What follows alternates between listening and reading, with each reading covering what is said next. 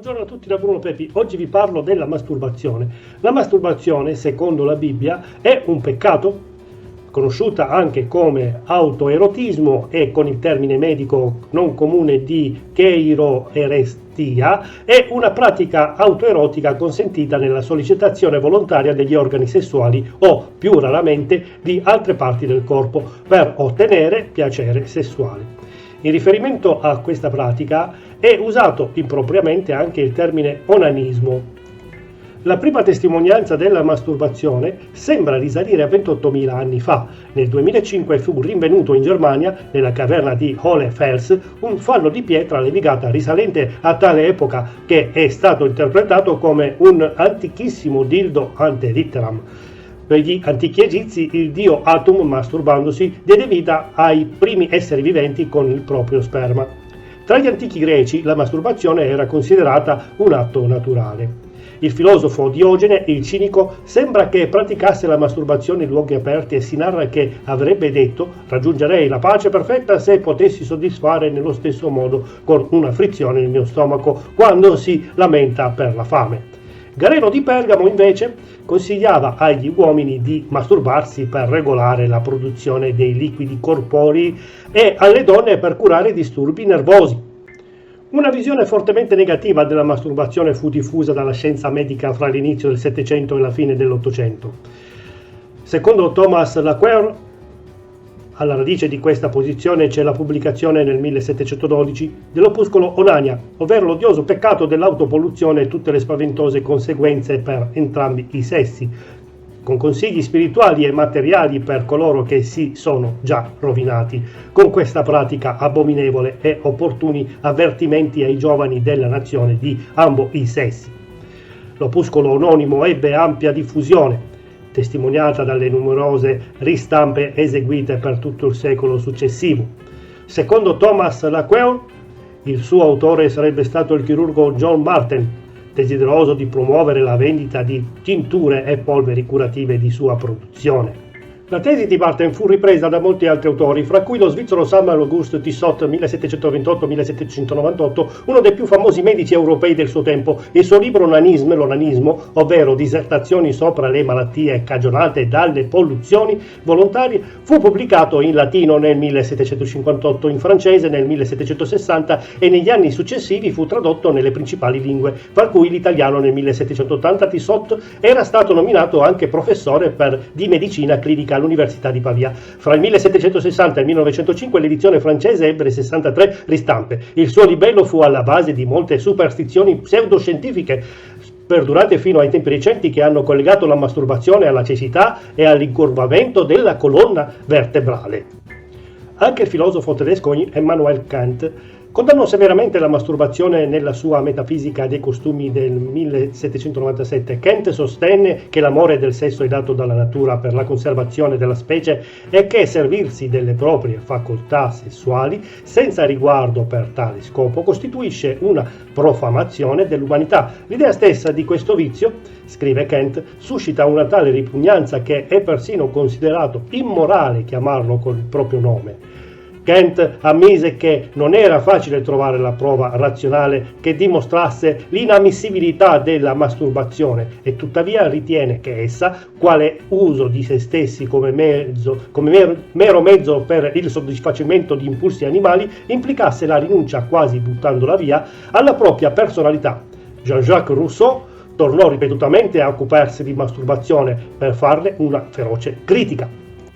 Per tutto l'Ottocento la condanna della masturbazione fu molto diffusa. Numerosi scienziati attribuirono alla masturbazione e alle polluzioni indotte ogni sorta di malattia, febbri orrende, pustole, cecità e perfino l'epilessia e la tubercolosi spinale.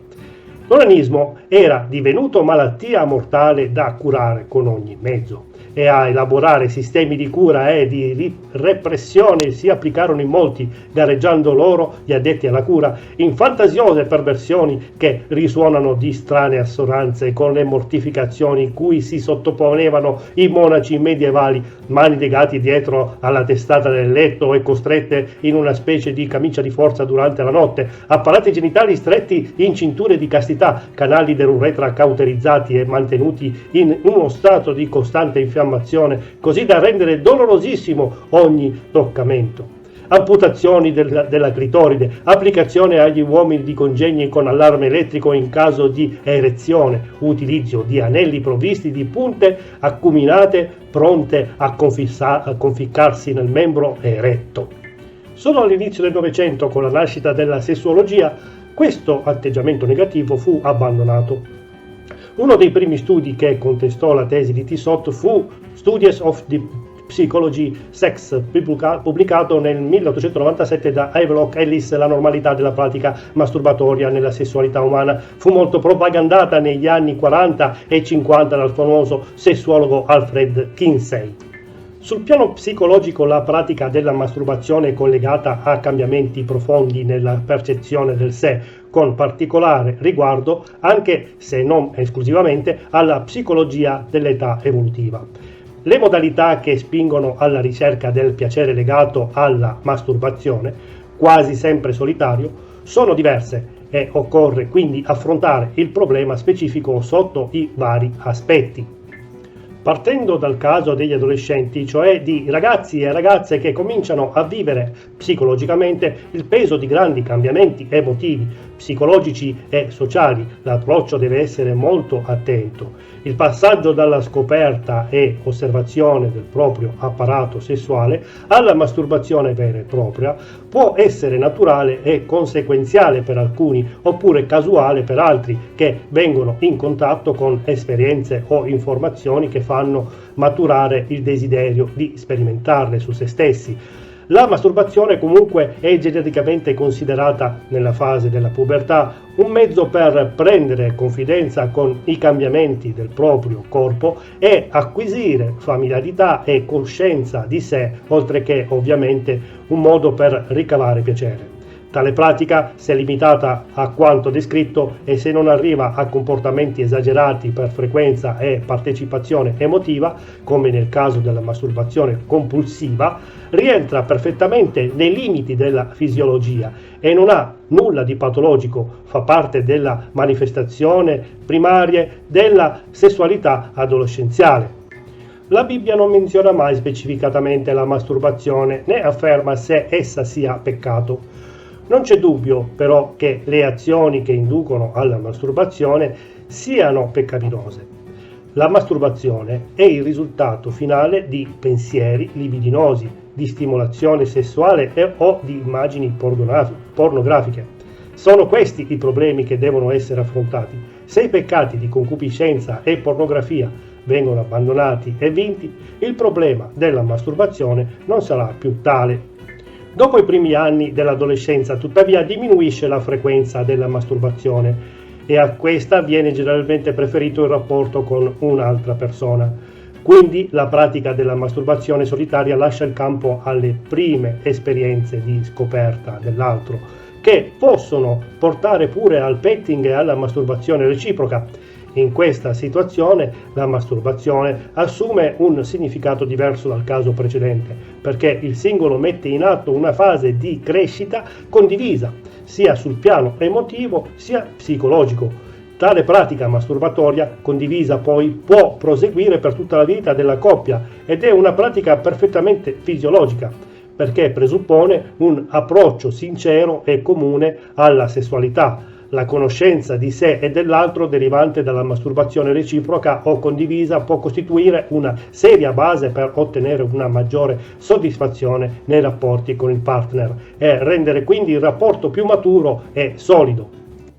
Tuttavia, quasi sempre in una coppia i componenti, pur avendo una diminuzione notevole della frequenza con cui praticano l'autoerotismo, non smettono mai di praticarlo, poiché questo consente loro di vivere una sessualità libera dai condizionamenti dati dalla coppia e di continuare a conoscere il proprio corpo e, a differenza di quanto a volte si pensi, non vi è nulla di patologico o di anomalo in ciò. Oltretutto, l'autoerotismo spesso sostituisce il rapporto sessuale in caso di momentanea lontananza del partner. A volte succede che i componenti di una coppia, protagonista di un rapporto che dura da molti anni, e quindi si tratta talvolta di persone anziane, pur sentendo ancora forti legami, perde interesse sessuale reciproco In questa situazione si verifica un nuovo aumento della frequenza della pratica masturbatoria, perché il rapporto sessuale dentro la coppia diventa meno soddisfacente e si cerca una soddisfazione solitaria senza far ricorso a elementi terzi, esterni alla coppia stessa. La masturbazione in questa situazione può essere l'alternativa alla ricerca di altri partner amanti o al ricorso alla prostituzione. La Bibbia ci dice di evitare perfino ogni specie di immoralità sessuale, Efesini 5:3. Io non vedo come masturbarsi possa superare questa specifica prova. Talvolta una buona prova per sapere se qualcosa sia peccato o meno e se potresti essere orgoglioso di dire agli altri quello che hai appena fatto, se è qualcosa per cui proveresti imbarazzo o vergogna, se gli altri lo scoprissero, è molto probabile che sia un peccato. Un'altra buona prova è stabilire se potresti in tutta onestà, in buona coscienza, chiedere a Dio di benedire e usare quella particolare attività per i suoi buoni propositi. Io non penso che la masturbazione abbia i requisiti per rientrare fra quelle cose di cui poter andare fieri o di cui poter davvero ringraziare Dio. La Bibbia ci insegna questo. Sia dunque che mangiate, sia che beviate, sia che facciate qualche altra cosa, fate tutto alla gloria di Dio, 1 Corinzi 10:31. Se c'è spazio per il dubbio che una certa cosa piaccia a Dio, allora è meglio sospenderla. Rispetto alla masturbazione, non c'è sicuramente spazio per il dubbio. Tutto quello che non viene da fede è peccato, Romani 14:23. Io non vedo come, secondo la Bibbia, si potrebbe pensare che la masturbazione glorifichi Dio. Inoltre, dobbiamo ricordare che il nostro corpo, così come la nostra anima, è stato redento e appartiene a Dio.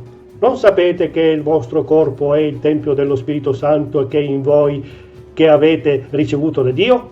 Quindi non appartenete a voi stessi, poiché siete stati comprati a caro prezzo. Glorificate dunque Dio nel vostro corpo. 1 Corinzi 16, 19, 20. Questa grande verità dovrebbe avere una reale ripercussione su cosa facciamo col nostro corpo e dove lo portiamo.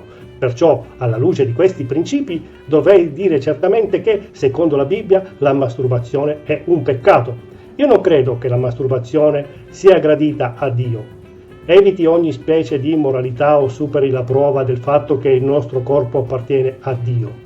Bene, grazie a tutti per avermi seguito, tante benedizioni e spero che il video vi sia piaciuto, di essere stato abbastanza chiaro ed utile soprattutto. Se avete domande e o suggerimenti, scrivetemi pure anche sulla mia pagina Facebook di Chiesa Cristiana Evangelica d'Italia.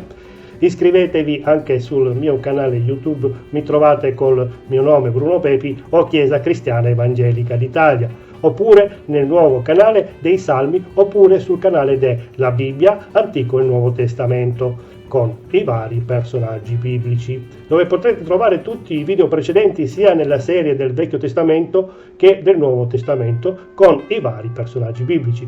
Bene, iscrivetevi e mettete like, arrivederci da Bruno Pepi, al prossimo video.